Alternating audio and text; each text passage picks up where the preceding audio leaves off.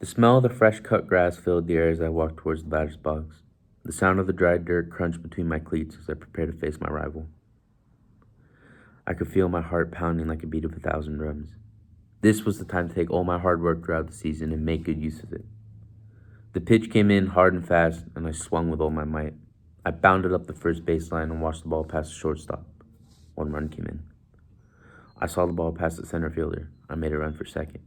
A second run came in. The championship was ours. And a week later, I was having life-saving surgery. Throughout my life, I've had 3 different surgeries related to my heart. I was born with a condition called transposition of the great arteries, which essentially means 2 of my arteries were switched at birth. I had to have open heart surgery when I was 72 hours old. I've also had 2 stent surgeries to open one of my arteries that narrowed to 2 millimeters. I've had to take care of myself throughout the years, like by taking my pill every day. To bring this into perspective, think back in your life and think about anything that restrained you from doing something, whether it be an injury that has sidelined you or something in school. Now imagine having to live with this restraint your entire life. That's what it's like living with this condition.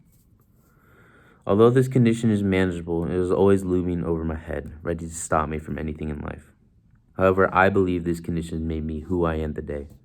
It has affected me through my relations with people, soccer, and tennis. Firstly, ignoring the constant concern can be tough sometimes. One example of this would be my high school soccer coaches. Coaches have always been very cautious of my condition. My freshman year of high school, I wanted to play soccer, and since it was no cut, I joined. But I was met with pushback from the coaching staff. They tried to find a loophole that would deem me unable to play. They thought of me as a liability. A liability. What an insult. This is where I began to try and prove them wrong and focus on myself. If they didn't want me, fine. I'll just try and improve myself. No matter how slow or bad I was. This was my journey. I believe that this has helped me be the man I am today. This experience has helped me grow as a person, but I want to talk to you about how I got there. Sports has been a major part of my life, and it's helped me have a great work ethic. For example, I was so motivated by being a cast aside and wanting to be my own person and not have this heart condition hold me back that I worked hard to practice. I practiced hard and improved.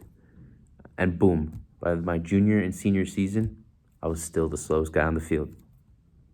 But my coaches recognized my efforts and even mentioned to the varsity players that this is how hard you need to work to improve. Not only has soccer been a part of my growth, tennis has too. For example, I had to overcome a heart problem in a district match. I was having trouble on the court, and I had pain in my chest and I was feeling very sick. By the second set, I needed a medical timeout. But here comes the opposing coach trying to stop me. This annoyed the hell out of me.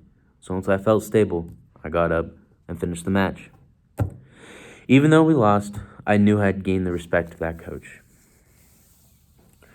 This brings me back to my pillbox. I think it represents the challenge that I've had to deal with every day. My pills are always there in the morning, and so is this heart condition. But although it is there, I need to live my life and get over the obstacles such as the coaches and playing sports. I know that if I care about something, I will work my butt off to achieve it. This goes for anything in my life, from school to sports. I know that I will fight to achieve my goal. With this in mind, I encourage you to find your motivation to whatever you want to do in life.